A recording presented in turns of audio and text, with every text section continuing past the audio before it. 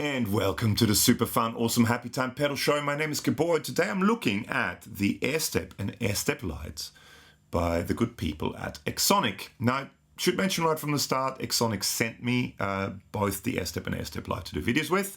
So it's a sponsored video that you're watching right now. There'll be a couple more videos because there's quite a lot to it. It's quite a small thing, but it's actually quite deep, and you can really do a lot with it. You can, for example, watch my friend Henning at HP42. You can watch his video here. It went a lot more in depth than I did. And I linked a few other guys below, guys like RJ and Colin Scott and stuff like that, who did videos where they went into it maybe a little bit deeper than I do. So today I thought I'd look at a few ways I'm using it around the studio, or I might be using it around the studio in future. There will also be a bunch of videos coming up with the Eurorack stuff because there's this here, this MIDI to CV converter, and you can convert MIDI signal to CV to use Eurorack stuff.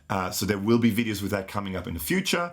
You can also watch a video I did a little while ago up here on hooking up an expression pedal to use with IK Multimedia stuff within Logic, which is not that easy, and I use that as well for that. So, okay, so what is the AIRSTEP? XSonic calls it the one controller to rule them all.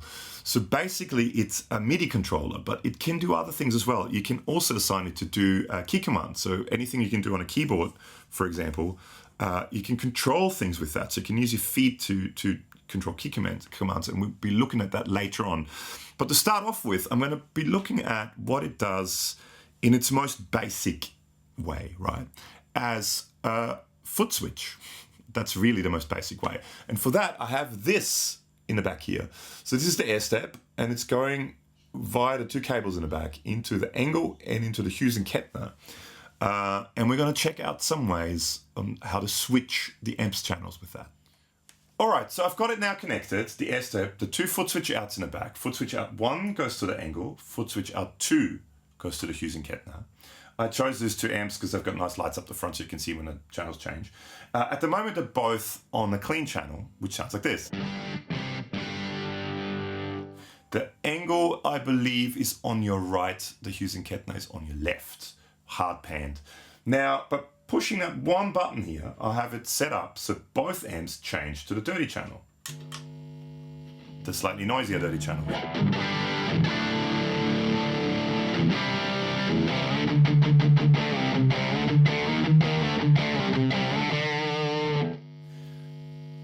Now, the Hughes and Kettner has a boost. The Engel does, and the Engel has a 4-channel thing. But so what I did with button number 2 is it turns a boost on, and it changes on the Engel over to. So on the Engel, you can change up and down. The foot switches change up and down, channels up and down. So you've got channel 1, 2, 3, and 4.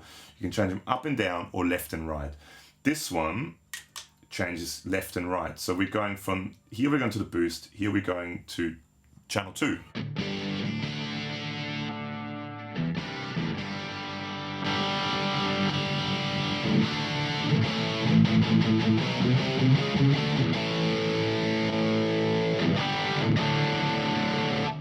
But I've got 5 foot switches. I can also change each amp individually. So this one now changes the angle up and down, for example. So angle up and down. And left and right.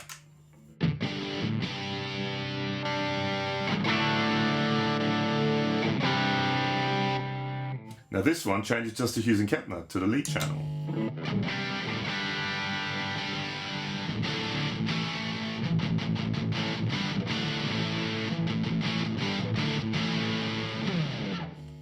All right, that's all really cool, but that's back there, right? So I've got it all nice and neat in the back there with 2 short cables. It's beautiful.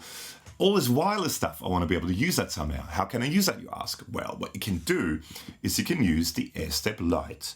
Now, the Lite is green, which means it's paired with the AIRSTEP. So all these controls are exactly the same as the controls on the AIRSTEP in the back. I'm controlling it wirelessly in front of stage while all this is sitting in the back. So I can do the same thing. So this is the clean channels, dirty channel, boosted channel, boosted dirty channel.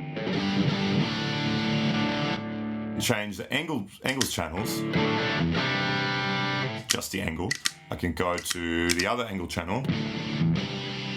I can also change it using cat note channel. I can do everything I can do with the AirSTEP just wirelessly in front of stage. Now, you've got to set it all up in the app, iPad app, and let's take a look at that. All right, so here we now have the AirSTEP controller app.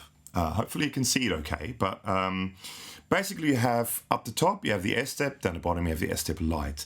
By tapping on, for example, here, let's say on that, it tells you what this particular foot switch does.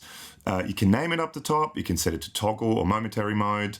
You can say what the trigger is, so you have different trigger options. So for example, you can have no trigger options, you can have it when it's pressed, you can have it when it's released, or you can do a long press. You can actually have multiple options per foot switch. So you can have it doing one thing on it with a short press and a different thing with a long press. We'll look into that later on. So for example, this one here, so if you click at what it does, so it shows you, for example, you have output 1, ring and tip, output 2, ring and tip. It shows you what it does. You need TRS cables to do that kind of stuff. So in this particular one, so this is where we change both channels. We have tip 1 and tip 2 change when you press it on latching. Now it does the opposite thing. It off latches when you press it again, tip 1 and tip 2. You can add different messages to it. So you can, for example, you could also, if you have, let's say, MIDI connected to it, you could change, for example, on the 2 notes Torpedo Lite, for example, you can change the IRs via MIDI. So what you could do, for example, is you can also have it hooked up to the 2 notes Torpedo Lite via MIDI. As you're changing channels, you're also changing the IRs, or dynamic IRs as they call them now on there. So you have multiple things you can do at once. It's pretty cool. Then below you have the light, and at the moment it mirrors everything, but you can set it up actually to do different things as well. So you can have foot switches in the back and foot switches in the front. So there's a whole bunch of things you can do with it. This is just the first thing with amp switching. Let's look at, for example, controlling logic with it. So another way to use the AirSTEP, or in this case just the AirSTEP Lite, is to control your computer with it. So pretty much any keyboard shortcuts you can have on, a computer keyboard, you can assign to here, right? So at the moment, what we've got to do at the moment, the green light is on, it's flashing, right? So that means it's paired with the AirSTEP, or currently the AirSTEP is turned off, so it's not paired, that's why it's flashing. But what you got to do, so you turn it off, there's a little switch in the back, you turn the power switch off, and as you're turning it on, you hold that button in. Now, the light is blue, which means it's in kind of standalone mode, right? Now, in standalone mode now, what happens, and it should have already happened, if we look on the computer here, it should have already paired, here we go, AirSTEP Lite. So it's already paired with my AirSTEP Lite. So now this can control the computer. Now what I also got to do is on here, now it says you touch to connect AirSTEP, so touch. We want to just connect the AirSTEP Lite. Here. Okay, so now the AirSTEP Lite is being controlled by the iPad, and it is controlling the computer. So, for example here, just quickly show you, up here, top left, you have what's called a preset library. So for example, these are all pre-configured. So the top two are the ones I stored. I stored Logic and I stored Amp Switcher. There were two that I did. But at the moment, so you can, for example, you can use it for MIDI notes. You can pretty much play keyboards on it if you really want to.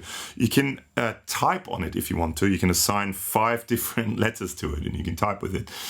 ATEM. So for example, friends of mine like Henning and Andy, Guitar Geek Andy, and Glenn Fricker, guys like those, they actually use this to control their ATEM camera switching system. So they have a bunch of cameras hooked up to this ATEM switcher made by Blackmagic Designs, and they can actually use this in real time as they're filming the video to switch between cameras.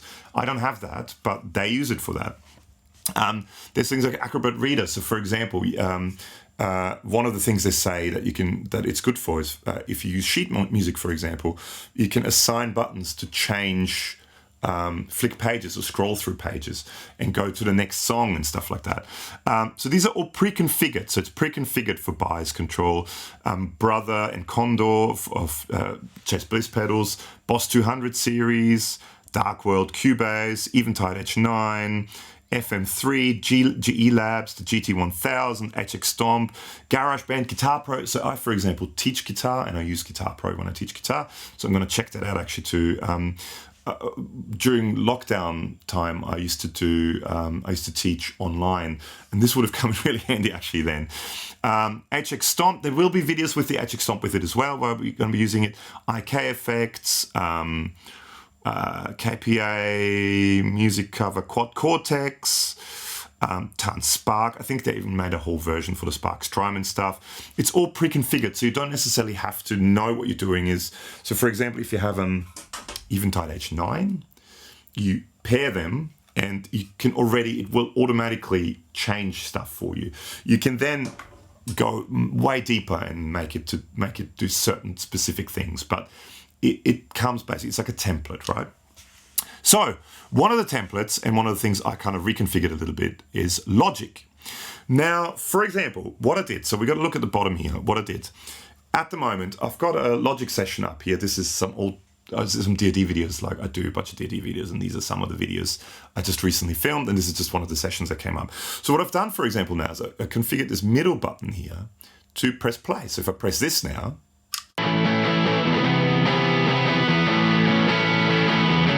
and this button presses stop. What I can also do is I can push this button for record, which doesn't do anything. It just records over what I wanted to do. Now, I didn't want to record over what I just did. What could I possibly do? Now, you could go to your keyboard and press Command Z or Z, which is undo, but I've assigned this button to be undo. So now if I push this, it's gone, right? So now let's say, for example, like with this, Logic session, right? So I did 5 different tracks, and these are 5 separate videos that I did on DoD pedals, right? And I mean, each track is exactly the same. What I usually do is I record one, I press duplicate track, and then I just write what the other thing is up the front, and so on and so on. So when you do videos, for example, what you do is you often, you know, you kind of, I've got a screen above here, you sort of find the space where to sit, where you have the least amount of reflections and things like glasses and on the guitar. And then the problem then is you always kind of got to reach towards things to press record, reach for your mouse, reach for the computer keyboard.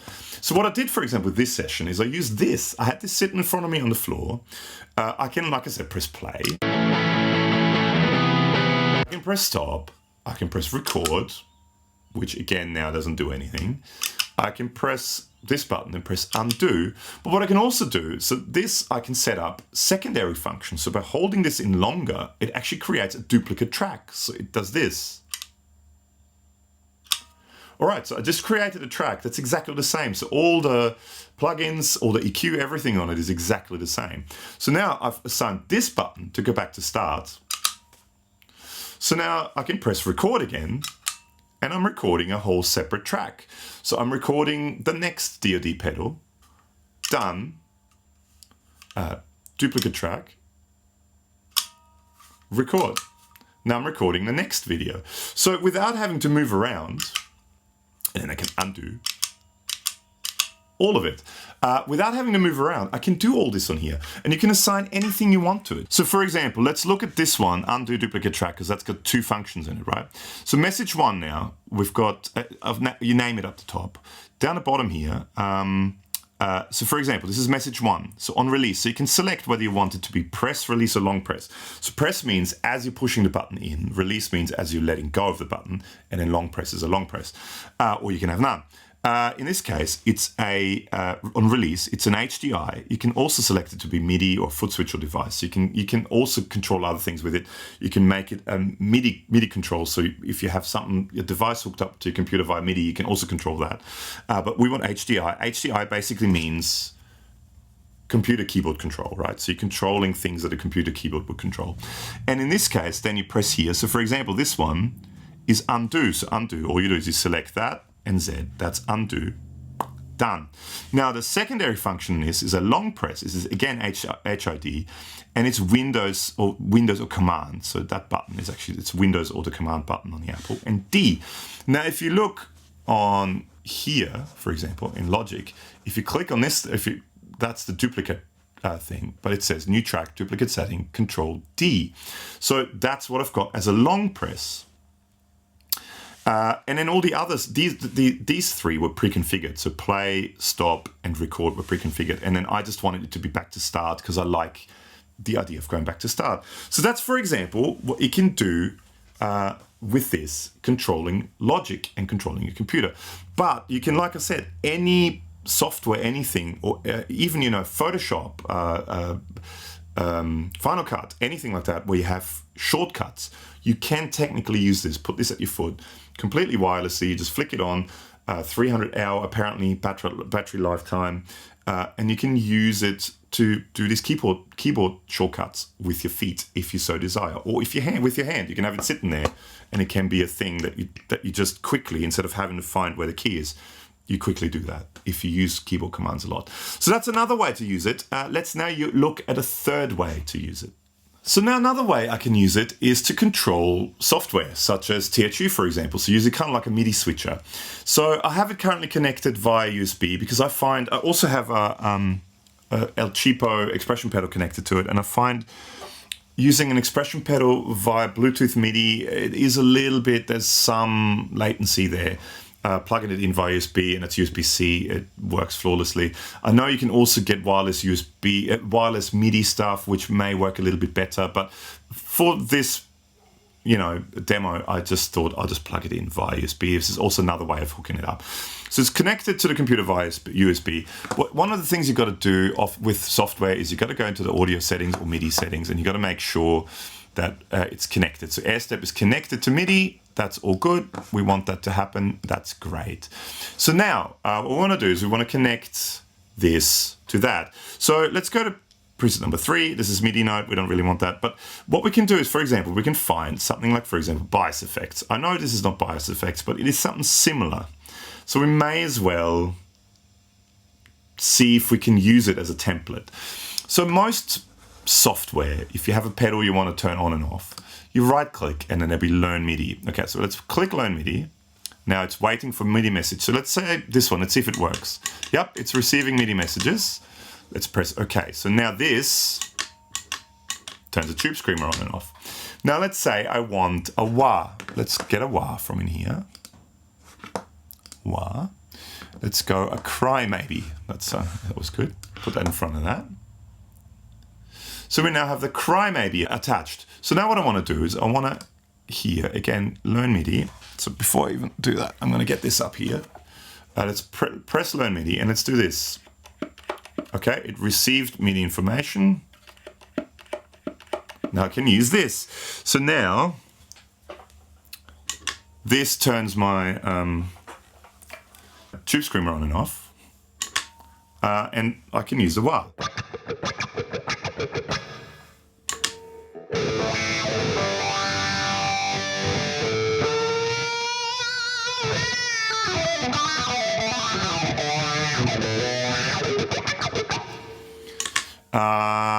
For example.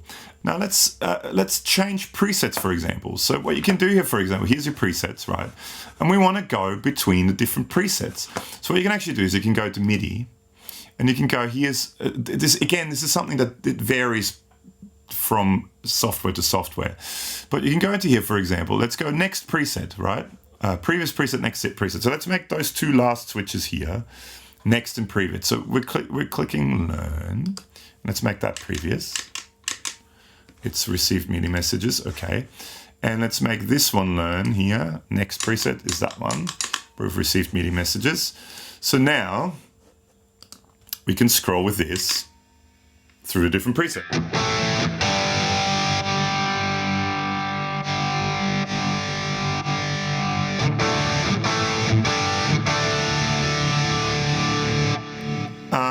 And so on and so on. So you can,